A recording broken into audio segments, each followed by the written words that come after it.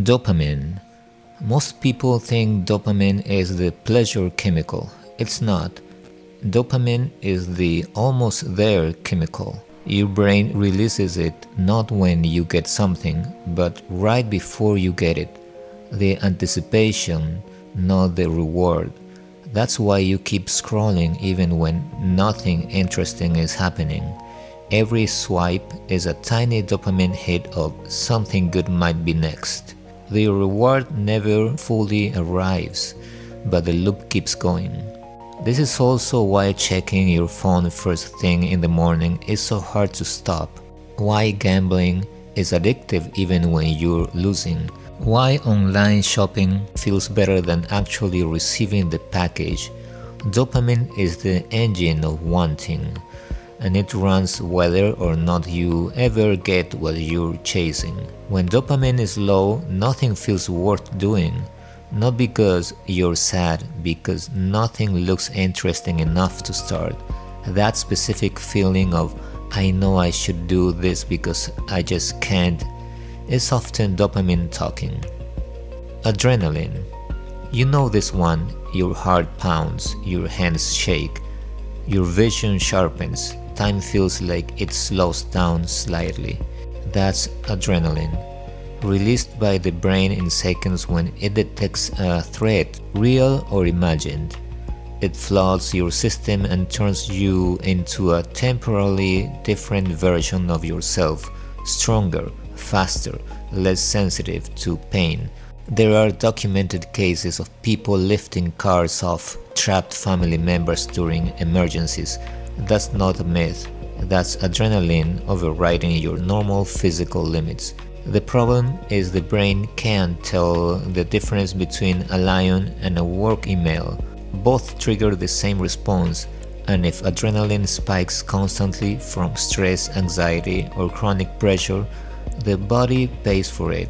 Elevated blood pressure, disrupted sleep, a nervous system that never fully switches off. Adrenaline is designed for short bursts. Modern life runs it like a faucet. Serotonin. Serotonin isn't really about happiness, it's about stability. When serotonin is balanced, you can handle criticism without it ruining your day. Social situations don't feel overwhelming. Setbacks don't spiral into catastrophe. It's the chemical of emotional steadiness. The difference between feeling like you can manage things and feeling like everything is slightly too much. When it drops, the world feels heavier and more threatening than it actually is. Small things become big things. A sideways glance becomes a personal attack. Here's the part most people don't know. About 90% of your serotonin is produced in your gut, not your brain, which is why what you eat affects your mood more directly than most people realize. Most antidepressants work by keeping serotonin active in the brain longer rather than letting it get reabsorbed too quickly, which is why they take weeks to work. You're not adding more serotonin, you're making better use of what's already there. GABA. GABA is the brain's off switch. Its entire job is to slow things down, to tell overactive neurons to stop firing so much. Without enough GABA, the brain runs too hot, thoughts race, the body can't relax. Anxiety builds for no clear reason because the brain simply won't quiet down. Alcohol works primarily by boosting GABA activity, which is why the first drink produces that specific feeling of the world becoming slightly less tense. Some drugs do the same thing more directly. The danger is that the brain adapts. It starts producing less of its own GABA because the drug is doing the job, which is why stopping these substances suddenly can be dangerous. The brain's natural brake system has been outsourced, and it takes time to rebuild it. Glutamate. If GABA is the brake, glutamate is the accelerator. It's the most abundant neurotransmitter in the brain, and its job is the opposite of GABA. It makes neurons more likely to fire. Without glutamate, almost nothing works.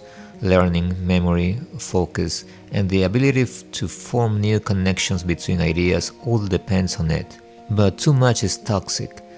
During a stroke, damaged neurons dump massive amounts of glutamate into the surrounding area, overstimulating neighboring cells until they die.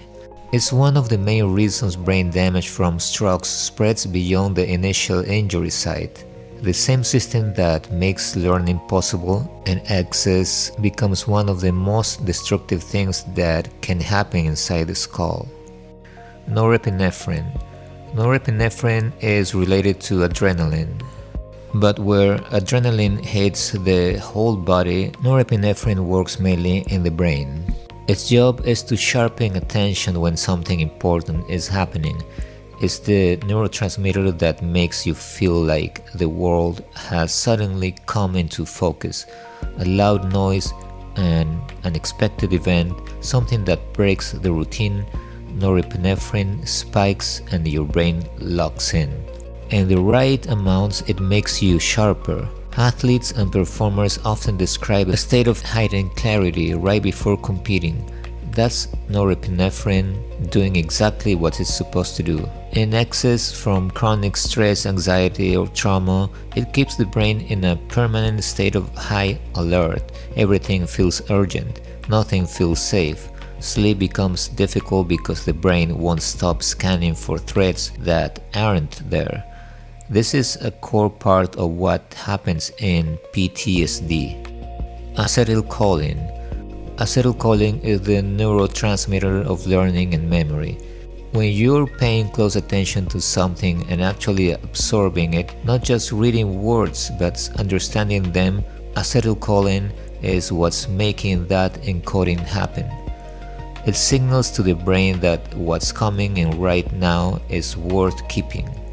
It also controls every muscle in your body. Every movement you make, from blinking to running, starts with acetylcholine telling a muscle to contract. Nerve agents used in chemical warfare kill by blocking the enzyme that breaks acetylcholine down.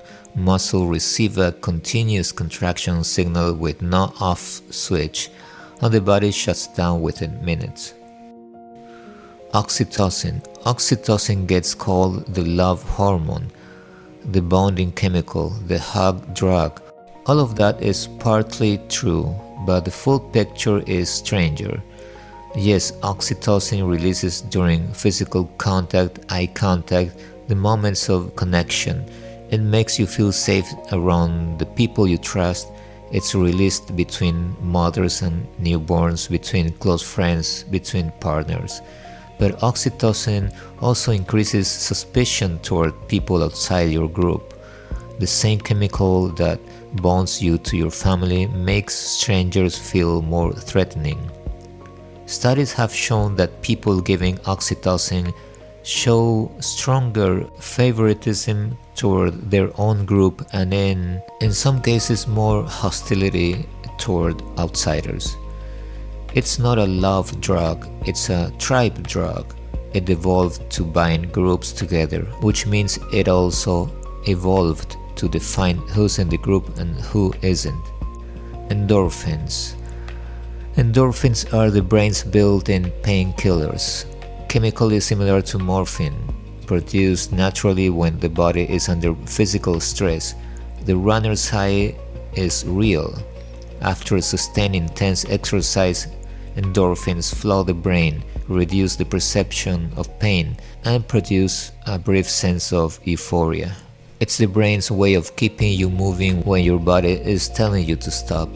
Laughter also triggers endorphin release, which is one reason social bonding and shared humor reduce physical pain in measurable ways. People who laugh more have higher pain tolerance. That's not a motivational poster. It's documented in pain research. Adenosine. Adenosine is the chemical that makes you feel tired, and it's the reason caffeine works the way it does. Throughout the day, as your brain burns energy, adenosine builds up as a byproduct. The more it accumulates, the stronger the pressure to sleep. During sleep, the brain clears it out, which is why you wake up feeling reset.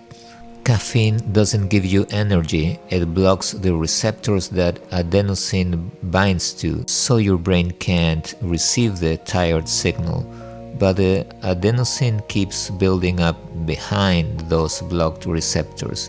When caffeine wears off, usually after 4 to 6 hours, the adenosine floats in all at once. That sudden crash isn't you getting tired. It's you feeling all of the tired you were accumulating but couldn't feel. Drinking coffee late in the day doesn't prevent adenosine from building, it just delays when you feel it, which is why it disrupts sleep even when you don't feel like it's keeping you awake.